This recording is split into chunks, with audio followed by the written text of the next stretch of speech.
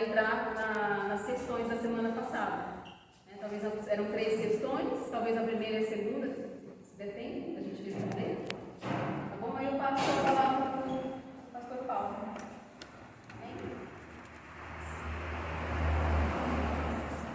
Boa tarde, professor, irmãos. Amém. E é assim, a gente vai aos poucos, aprendendo juntos.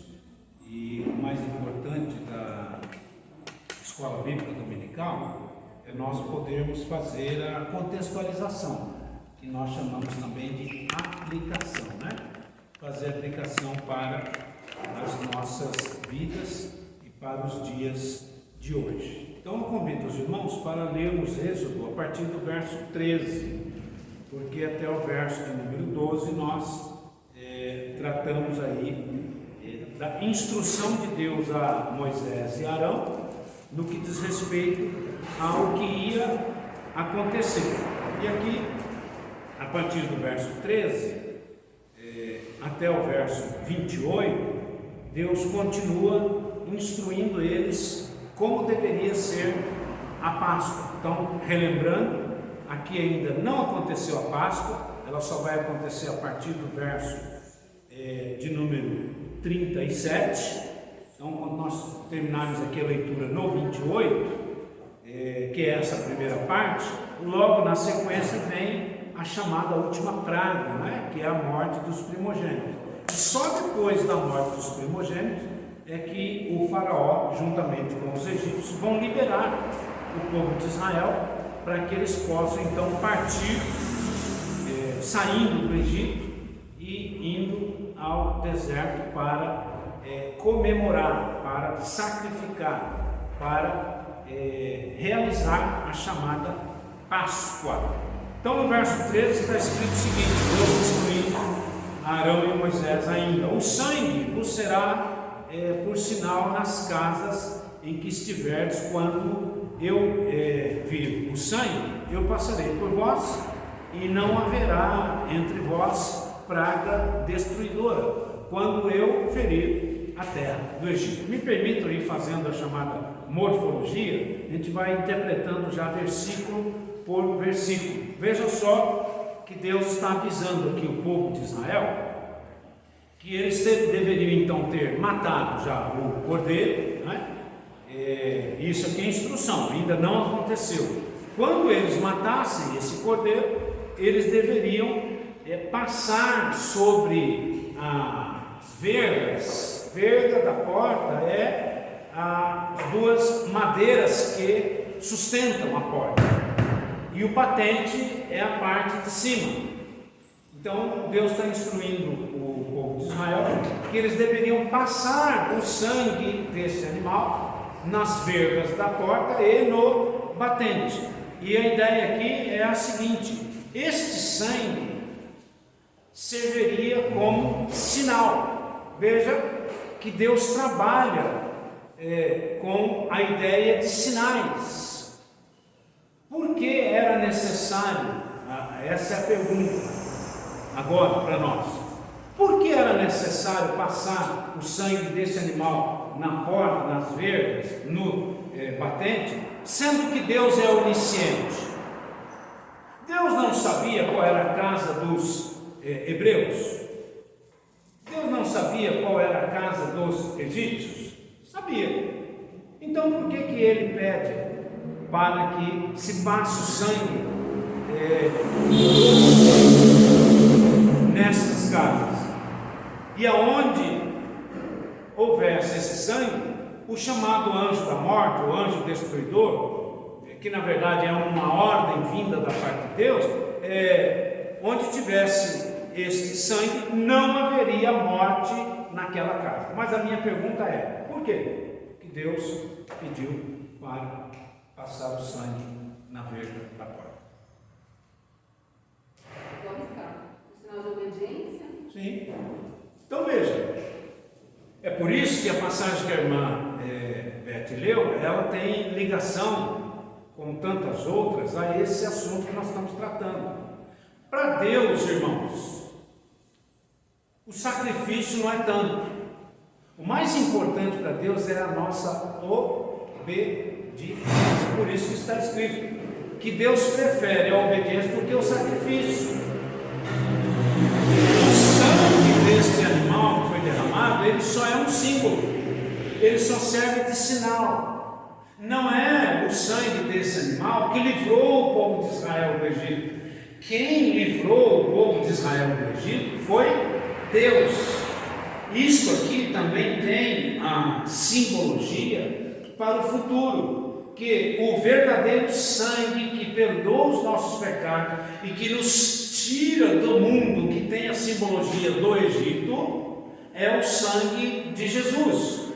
Então, a casa onde havia a obediência, primeiro plano, irmãos, isso é tão verdade que nós estamos estudando já desde o Gênesis essa questão da obediência. Vamos lá? Por que Deus recebeu o sacrifício de Abel e não recebeu o de Caim? Por causa da obediência. Não é o sacrifício em si, não é porque o Caim levou um cordeiro, não é porque o Abel levou um cordeiro e o Caim levou condimentos, melancia, abóbora, alface. Deus não aceitou o sacrifício do Caim porque Caim estava em desobediência. Seu coração já estava voltado para o pecado e para as coisas do mal. Enquanto Abel, além de ter levado o cordeiro, ele apresenta-se diante de Deus num estado, num comportamento de obediência. É o que está acontecendo aqui. Então, todos os hebreus que obedeceram à voz do Senhor, isto é, que fizeram conforme a orientação de Deus, o sangue serviu apenas como sinal, como símbolo, para que então o anjo, a instrução de Deus, e é aí que nós temos que entender, por que Deus mandou passar o sangue? Porque ele enviou um anjo, e a ordem que ele deu ao anjo foi a seguinte: na casa que você passar e tiver como sinal o sangue na verga da porta, nesta casa você não entra. Ok? Então o sangue serviu de sinal, mas o mais importante não é o sinal, não foi o sacrifício do cordeiro. O mais importante foram as famílias dos hebreus obedecerem à voz do Senhor. Ok? Qual é a aplicação que nós fazemos desse verso de número 13 para as nossas vidas? O sangue de Jesus nos perdoa. Sinal para que nós possamos ter o sangue de Jesus na nossa vida é a obediência à sua palavra. Jesus, ele não é só o nosso Salvador. Jesus é o nosso Salvador, mas também é o nosso Senhor. Isto é, ele manda em nós, ele nos dá ordem, ele nos coloca regras. E olha que as regras de Jesus nós já sabemos, não é? Já temos muitas pregações, ensinos a esse respeito, mas nunca é demais lembrar. Um reforço sempre é bom. O jugo de Jesus, o fardo de Jesus, as orientações, as ordens, as determinações de Jesus são bem mais leves e suaves do que as orientações e exigências que se fazia no Antigo Testamento. Mas o importante não é a pessoa ter Jesus só como Salvador, porque Jesus é Salvador, irmão, do mundo inteiro.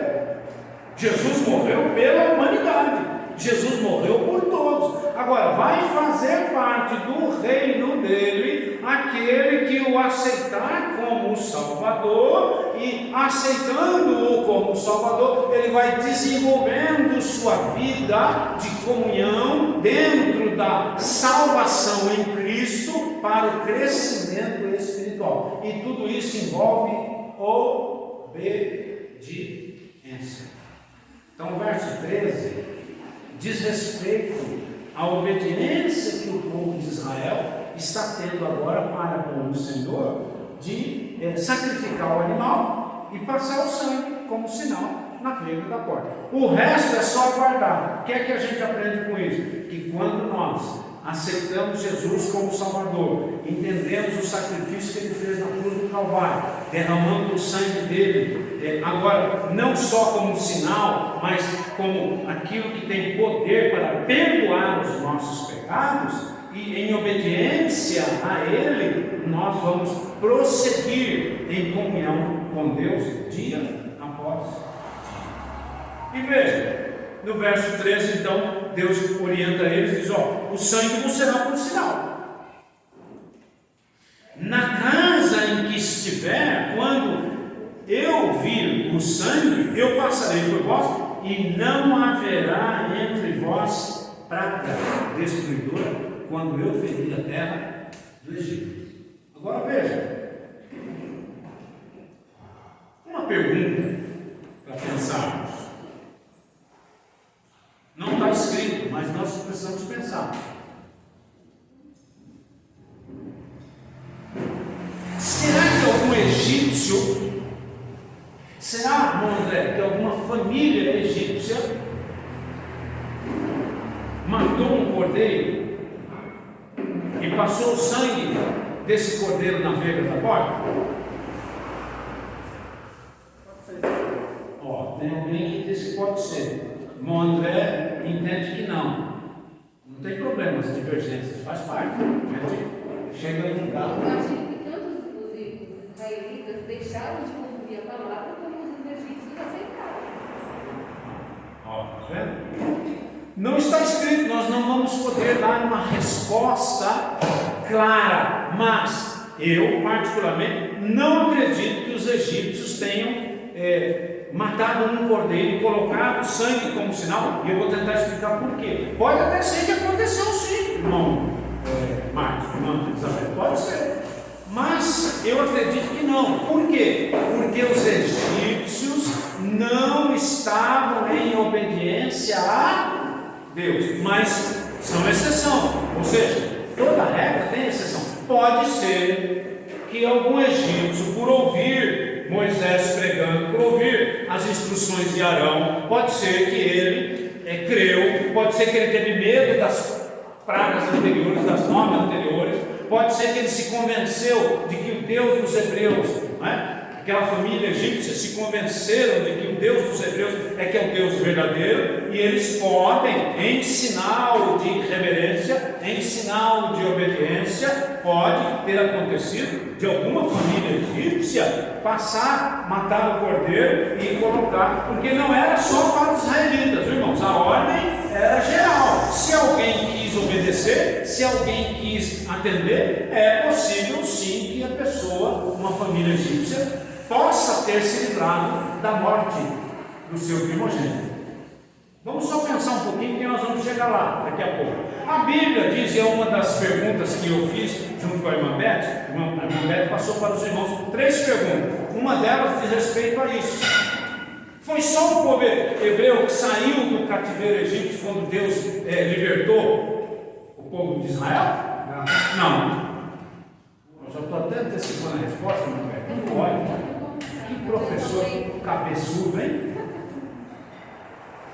Mas não foi, o texto nos mostra. Então essa mistura de gente que saiu pode ser, não estou dizendo que foi, mas pode ter saído alguma família egípcia também. Ainda bem que nós temos novela, eu estou falando de. Pronto, agora veja, irmão, vamos trazer para a nossa compreensão. Deus salvaria alguma família egípcia? Está vendo? Está vendo como a palavra de Deus, está vendo como as promessas de Deus, está vendo como o amor de Deus alcança qualquer pessoa, independente da sua nacionalidade, da sua crença do passado? Não importa o que a pessoa fez,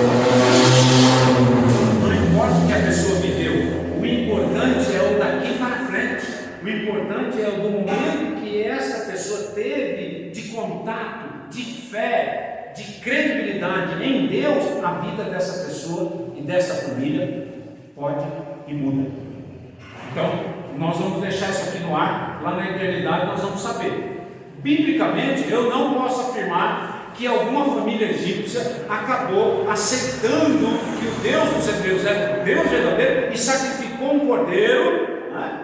As notícias espalharam, isso eu posso garantir para os irmãos. Todo mundo já estava sabendo o que tinha acontecido nas 9 pragas impostas por Deus. E ainda haveria mais uma, e Deus avisou que lançaria a 10ª. Mas antes dessa 10ª, ele então institui aqui, nós estamos discutindo hoje na aula, a instituição da Páscoa. Deus instrui como é que deveria ser feito. E antes de iniciar a Páscoa em si, tinha que comemorar aqui o livramento que Deus prometeu.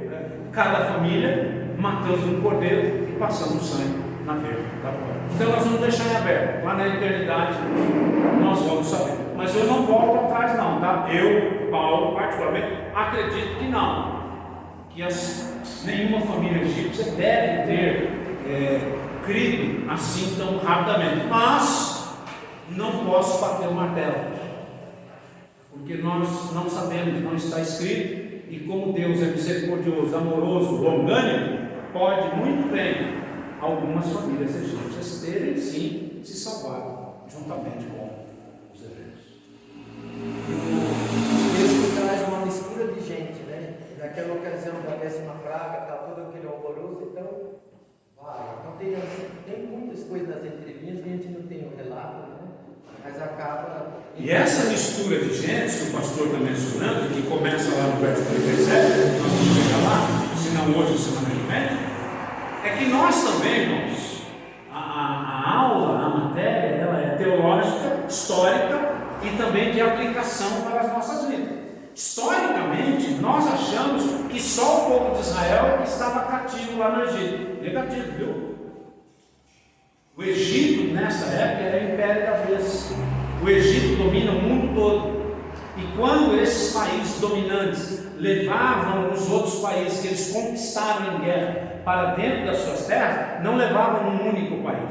Todo o mundo era dependente do Egito nessa época. Portanto, lá no Egito com certeza estavam os hebreus, mas também tinha talvez filisteus, amalequitas, midianitas, sumérios, acadianos, assírios, e vai por aí afora. Nós não sabemos quantas representações de povo estavam cativos no grande império egípcio da época, que tinha mais nações, que tinha mais civilizações, que tinha mais culturas. Isso a Bíblia me mostra. Quando ela diz que na saída do povo de Israel saiu essa mistura de gentes. Ué, quem são essas misturas de gentes? Outros povos que não hebreus. Ok? E se essas pessoas saíram salvos porque estavam debaixo da cobertura salvífica de Deus. Olha lá, não são hebreus, mas foram salvos do cativeiro egípcio por Deus. Está vendo? Então, a misericórdia de Deus, o amor de Deus, a longanimidade de Deus vai depender da obediência do ser humano. O que é que a gente aprende aqui? Irmão, Deus não está preocupado se a gente é assembleano, se a gente é batista, se a gente é presbiteriano, se a gente é metodista. Deus está preocupado em que o ser humano aprenda a sua vontade, aprenda a sua palavra e passe a ser um seguidor dele, a ser um servo dele. Porque Deus não identifica placas de igreja, Deus identifica homens e mulheres que lhe obedecem. A placa de igreja diz respeito a nós, seres humanos, que precisamos ter um local para congregar, precisamos ter um local para nos vincular, para que a nossa forma de entender o caminhar cristão, nós como seres humanos precisamos de uma denominação para que nós possamos nos firmar dentro desse grupo e vamos crescendo uns com os outros. Mas Deus não olha para se a pessoa é batista, se a pessoa é assembleana, isso não, diante de Deus não existe. Então, essa mistura de gente, outros povos, pelo menos representantes de outros povos, creram. Olha lá, um outro aprendizado. O pastor pediu a palavra, já passo para ele. Um outro aprendizado. Aqui, nós falamos ontem na reunião. O que é que nós estamos precisando aqui como igreja local? Evangelizar. Estamos precisando de ganhar almas. E o povo de Israel aqui está nos ensinando uma aula de evangelização. Sabe por quê? Eles anunciaram para as outras pessoas de outras nações que Deus ainda tinha uma praga maior, um castigo maior, para os egípcios, e só iria se livrar dessa praga, da morte dos primogênitos, aquela família que passasse o sangue do cordeiro na veiga da porta e ficasse em obediência a Deus, aguardando a ordem do Senhor. Ó, o povo de Israel no cativo, mas evangelizando. Que maravilha, irmãos. Que aprendizado, não é? Então não importa o momento da nossa vida. Está difícil. Como é que não? Nós não podemos parar de anunciar a palavra do Senhor. Pastor. Voltando ao ponto da soberania de Deus, quando ele determinou que Raabe e sua família fosse salva, poderia não ter determinado isso, mesmo pelo feito dela, né? Mas Deus assim determinou, pela sua soberania, que era uma meretriz, era alguém daquela cidade, né? A cidade tão entregue a tanta coisa que aborrecia ao Senhor, mas ele determinou que ela e a sua família pudessem ser resgatados. Já pensou que coisa? Deus falar para os líderes do povo de Israel, a palavra meretriz, nós sabemos aqui no Vox Pop, uma prostituta, né? Deus falou para os líderes, depois pode salvar, pode colocar ela no hall de membros aí, porque ela faz parte. Eu quero que ela venha. E ela foi com a família, em obediência a Deus. Por que ela foi salva? Porque ela obedeceu uma ordem que Deus deu ao seu coração para livrar aqueles dois homens da morte cenário. E não só isso, a partir disso, ela passa a crer. A ideia aqui, irmãos, é que não tem passe de mágica. Não tem sistema de débito e crédito, de toma lá da cá, de trocas. Não. Ela fez um grande feito, mas não foi por causa do grande feito. Foi porque Deus deu a ela a oportunidade de pertencer ao povo de Israel. E ela chega a entrar na árvore genealógica de Jesus. E é claro, sua vida, sua trajetória, sua história, nós não sabemos, mas com certeza passou a ser uma mulher santa, fiel, temente a Deus e que cuidou da sua família junto da presença do Senhor. E assim como teve um sinal também da libertação do Egito, das vergas da porta, os umbrais da porta com sangue, na casa dessa meretriz tinha de ter aquele fio, né, escarlate, que era um sinal daquela casa estava guardada. Né?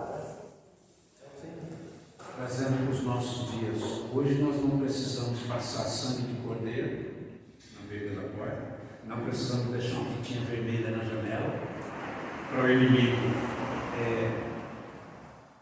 nos identificar, ou aquele que veio salvar, no caso de Josué e outros, não nos matar, mas nós precisamos ter o sinal de Jesus Cristo na nossa vida.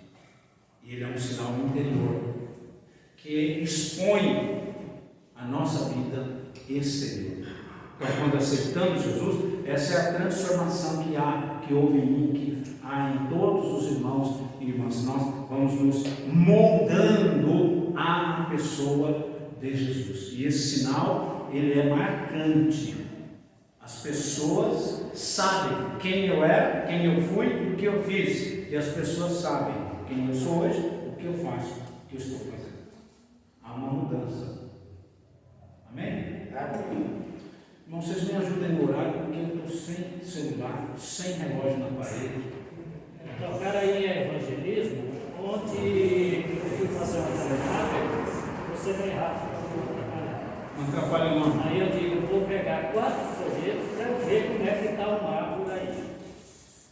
E fiz um teste, e uma pessoa que eu encontrei, a situação que ele me falou, Obrigado, meu pai. e eu evangelizando ele, e ele dizendo, olha, a minha situação só Deus. Então eu não fui saber da vida dele não, mas eu confirmei, é só Deus dele. E se diz, procura uma igreja para servir a Deus de todo o coração, porque Deus muda a situação. E hoje já vim pela Ivoneide, aumentei a quantidade de folheto e entregando. E falei para a Ivoneide, eu digo, olha, evangelismo, cada crente deve ser um missionário, seu evangelismo, para falar de Jesus, porque ele disse para falar. Porque a igreja, ela tem que estar ligada à missão, que a missão está no coração de Deus. Se a pessoa é um evangelista, vamos supor, ele está fazendo a vontade de Deus. Agradeço a Deus. Deus abençoe. Irmãos que estão em casa, nós estamos no verso 14 do capítulo 12 do Êxodo agora. Então, estamos fazendo aqui já a interpretação, lendo o versículo e interpretando automaticamente. Então, verso 14. Aí Deus diz assim para Arão e Moisés e todo o povo de Israel: este dia vos será por memorial. Que dia? O dia da libertação. O dia que Deus iria tirar o jugo do Egito sobre os ombros do seu povo. Memorial, irmãos, sabe o que é uma coisa que você tem de memória? É algo que você jamais esquece. Memorial é isso. Então Deus estava cravando no coração, na alma deles, que Ele, Deus, é um Deus libertador. E eles iriam memorizar isso. E nós vamos ver para quê? Lá na frente, quando os filhos perguntassem, está na continuidade do texto, que a ideia toda aqui é Deus ensinando a liturgia do culto da Páscoa para eles. E então eles, num determinado momento, perguntam, o Arão pergunta para Deus: Senhor, mas o que nós vamos falar para os nossos filhos lá no futuro, quando a gente já tiver nas nossas casas, quando a gente já tiver uma vida mais cômoda, quando nós estivermos financeiramente mais equilibrados e nós levarmos eles para uma tenda, para uma barraca e dar a eles esse pão sem levedar, que é o pão ácido e soço, e der para eles essa erva amargosa, o que é que nós vamos falar? E aí Deus diz para eles: vocês vão contar para eles essa história.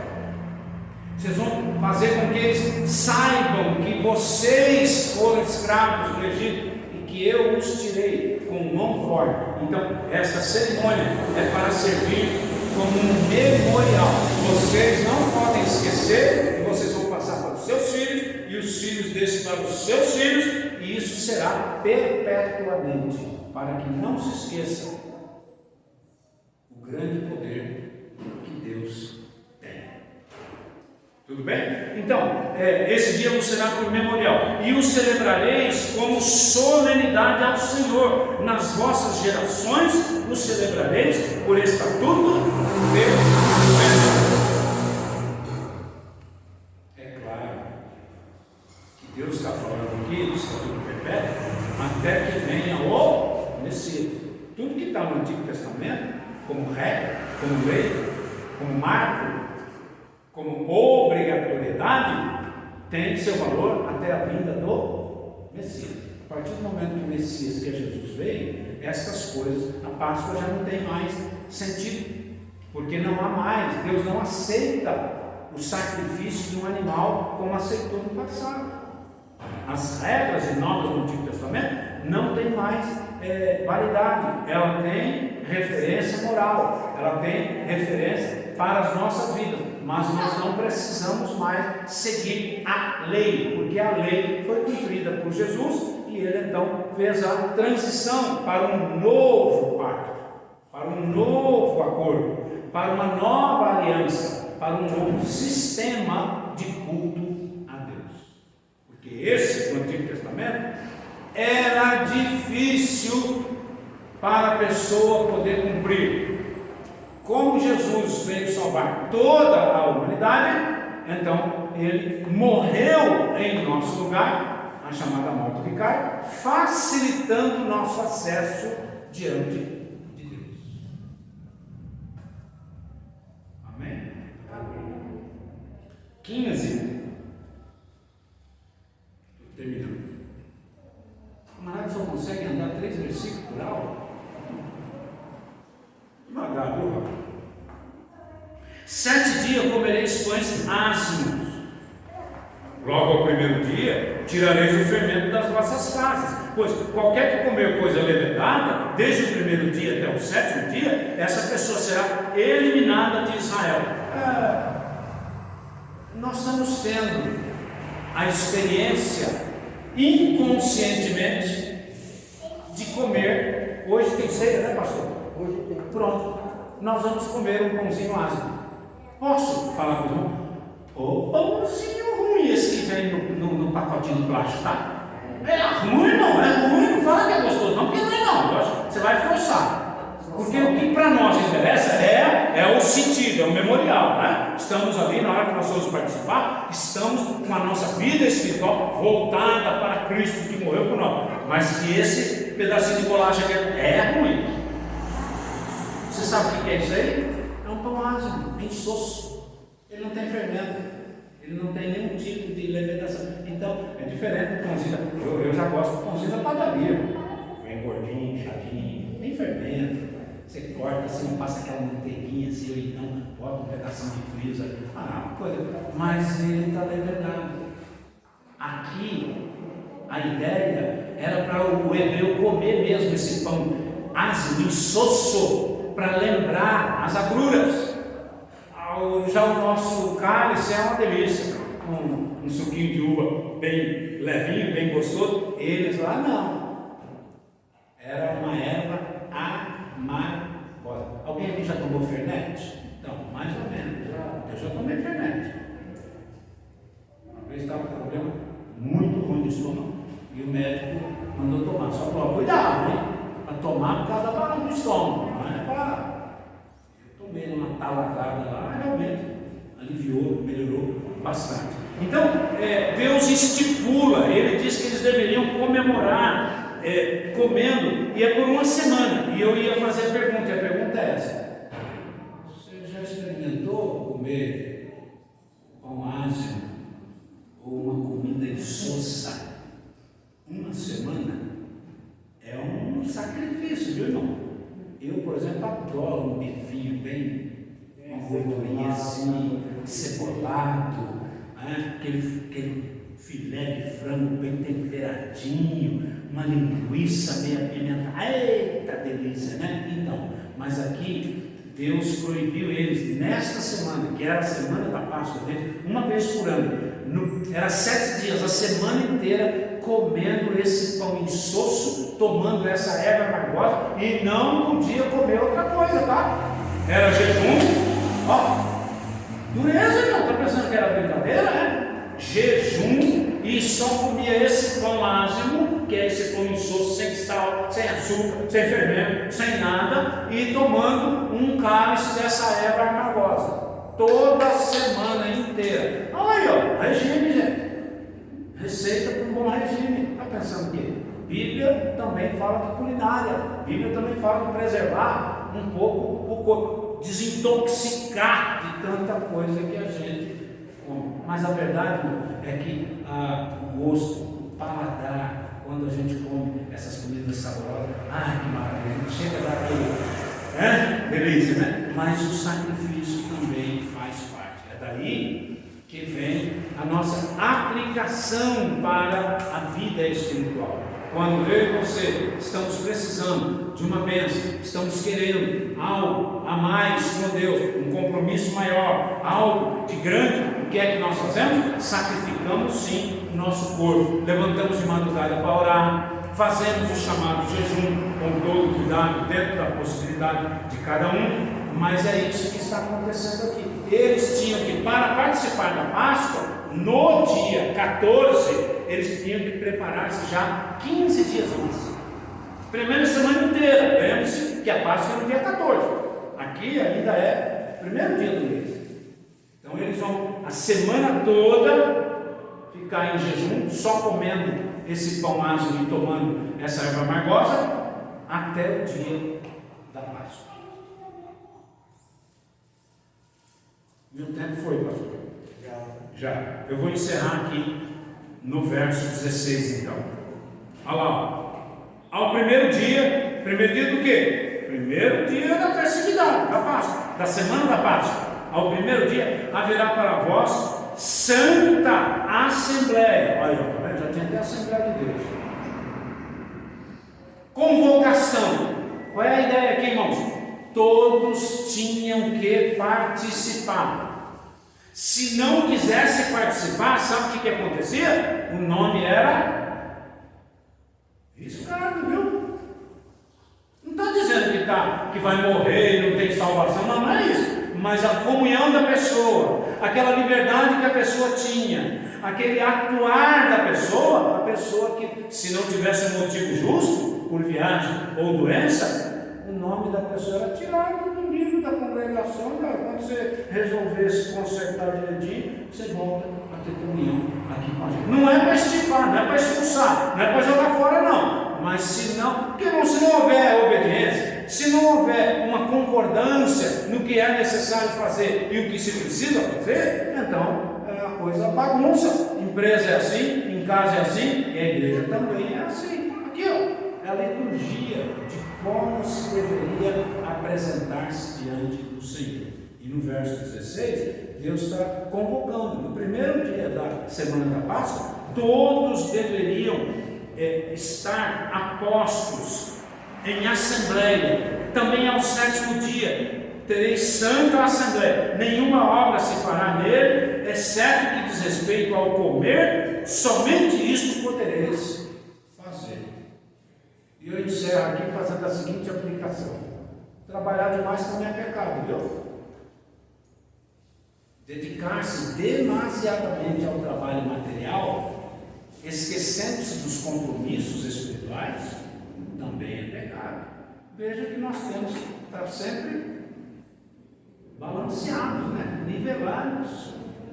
Preciso trabalhar, tem vezes que preciso trabalhar bastante, me tira o trabalho às vezes de estar na casa do Senhor, com os irmãos em comunhão, mas é algo periódico. Depois eu volto aqui, e às vezes é o contrário, às vezes eu vou menos então ao trabalho e venho mais à casa do Senhor, para que haja esse equilíbrio. Porque tem gente, irmão, que só trabalha. Foi Deus que deu o trabalho para ele, mas ele não tem tempo para o Senhor. Então Deus está dizendo, não é assim não. Quando houver a santa convocação, quando houver a assembleia, precisa estar. E eu senti a falta de bastante irmão na assembleia ontem, viu? Aleluia. E não é lá na Assembleia de Deus não, na Assembleia nossa aqui. Cadê vocês? Deus abençoe. Pastor. Ó, Deus abençoe. Amém. Amém, irmão? Amém. A palavra, né? E glória a Deus que hoje nós estamos na época da graça. Né? Lá em Provérbios 16 diz o quê, né? Senhor, alguém pode completar? Né? Porque Deus, quando Deus é o único, que Deus é o único, para todo aquele que nele crê, não pereça, mas tenha vida eterna. E hoje nós não precisamos mais sacrificar, porque Jesus já morreu por nós, né? Já fez o sacrifício por nós. E as vantagens, né, de viver uma vida de obediência, não sei se os irmãos já leram lá em Deuteronômio 28, né, que diz lá, querem acompanhar? Deuteronômio 28,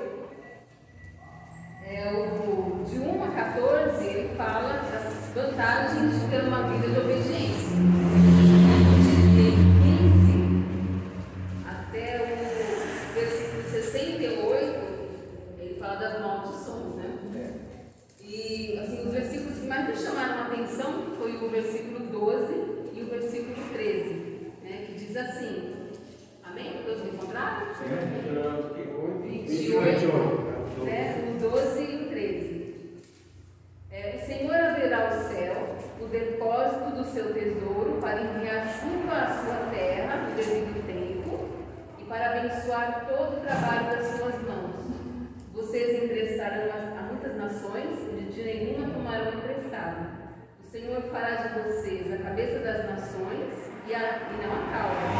Se obedecerem aos mandamentos do Senhor, o seu Deus, que hoje lhes dou, e o seguirem cuidadosamente, vocês estarão sempre por cima e nunca por baixo. Amém? Isso é o 12 e 13, mas é do 1 ao 14. São grandes maravilhas, né, quando a gente vive em obediência ao Senhor. Na semana passada nós deixamos algumas questões para os irmãos responderem. Os irmãos conseguiram responder? Seria legal dar responder as 3, irmãos? Curtinho, né?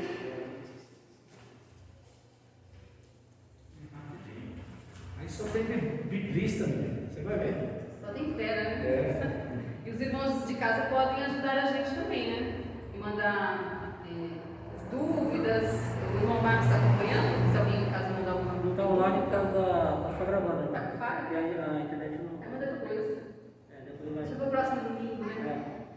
É. A primeira pergunta que o pastor Paulo mandou é o que significa a Páscoa. Alguém quer arriscar?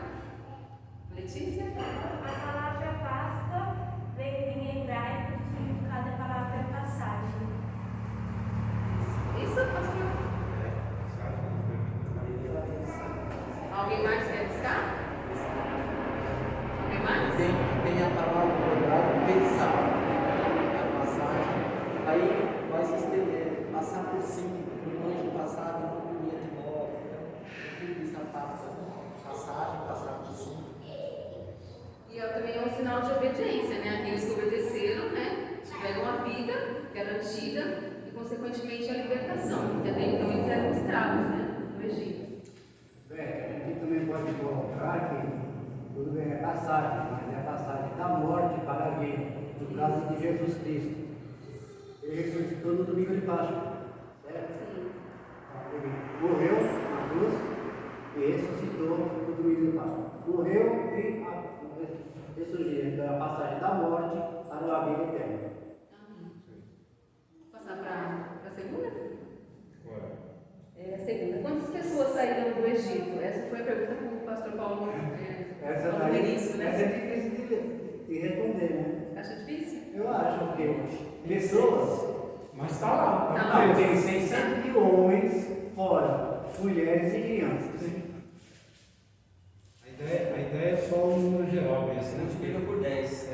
Multiplica por 10, né? Cada família por 10, mais ou menos. Agora em números que apresentam o censo, né, daqueles que tinham 20 anos acima, que eram contados homens para a guerra, então nós encontramos dois números de homens que saíram de lá, 603.550, numa outra passagem, acho que é 601.730, né, fora mulheres e crianças. E a tribo de Levi não foi contada, então há uma soma também nesse sentido, porque eles ficaram para o trabalho do tabernáculo, né? Tem pessoas, irmãos, então a resposta não está errada. A resposta bíblica para um número fechado seria mais ou menos 650 mil pessoas. Mas, como o André colocou, é verídico. Até hoje ainda existem discussões nos meios acadêmicos, teológicos, que aproximadamente 4 a 6 milhões de pessoas saíram. De 4 a 6 milhões de pessoas. Por quê? Porque o texto só está falando dos homens de 20 anos para cima. Mas esses homens têm pai, têm mãe, então vamos tirar os pais que já têm mais de 20 anos. Tem as mães, tem as irmãs, tem as filhas. Então, tem gente abaixo de 20 anos. Então, a conta média é de 4 milhões e meio de pessoas. E entre os estrangeiros também foram Sim, muitos. fora. Fora o rebanho de cabras, né, boi. E quando Jonas disse no tinha Nínive, tinha mais de 3 mil pessoas que não sabiam diferenciar o lado direito e esquerdo, seriam as crianças. Então veja, isso também nos lembra, pelo adendo, o poder de Deus, o cuidado de Deus, porque irmãos, como é que faz para alimentar essa quantidade de gente já no início da saída do deserto? Mais de 4 milhões de pessoas todo dia tomando café da manhã, almoçando, jantando e bebendo água. E ao longo dessa jornada, as crianças foram nascendo. E nascia mais do que Então, olha o poder, olha o poder de Deus. Agora os irmãos vão perceber que nos estudos que fazem, que se aprecia o valor de 2 milhões e meio a 3, porque eles calculam 600 mil com mais 3, então você põe vezes 4 a 2,400. Isso é que eu tenho visto, assim, dos mais apresentados, 2 milhões e meio a 3 milhões, né? Agora há essa possibilidade, claro, quando você faz um estudo mais abrangente, né, que possa subir bem no número. Ou seja, Então, por que eu coloquei 10? O pastor na lição passada falou que o cordeiro é por família que dá para até 10 pessoas. Amém?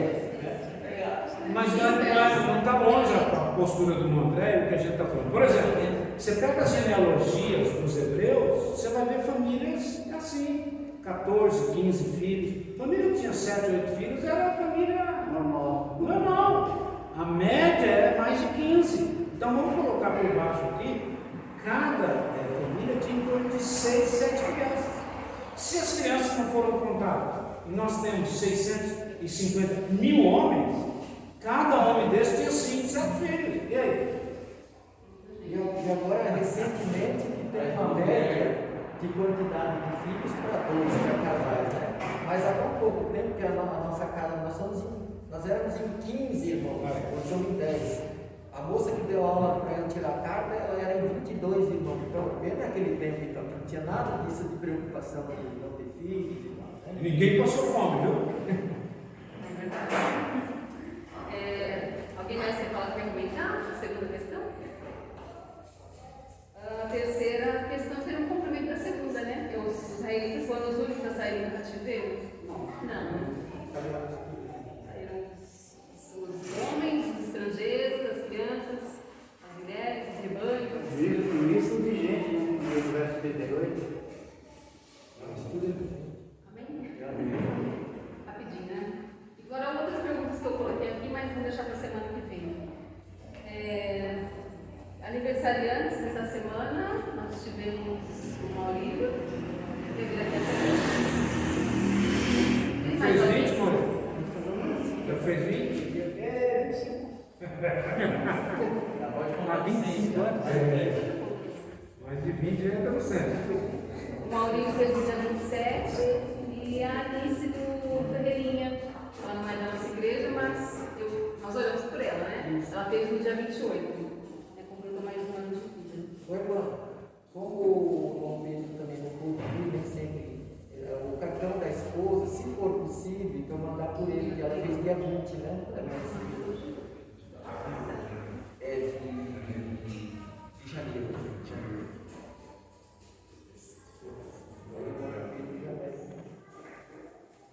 O pastor quer orar pelos aniversariantes? Ele já faz a oração final? Já passa. Pode ser? Pode ser. Santo e eterno Deus, muito obrigado por este dia tão maravilhoso que tens concedido a nós, esse privilégio tão grande, tão maravilhoso de nos encontrarmos na tua casa de oração, reunidos, estudando a tua palavra. Como tem sido bom, ó Deus, estudarmos a tua palavra, vermos o agir do Senhor, o poder, a soberania, as aplicações para as nossas vidas. Nós rendemos graças por um privilégio tão maravilhoso a cada um de nós. Nesse momento, ó Deus, queremos agradecer por estas vidas para as quais desses mais um ano. Nós agradecemos porque Tu tens as nossas vidas em Tuas mãos.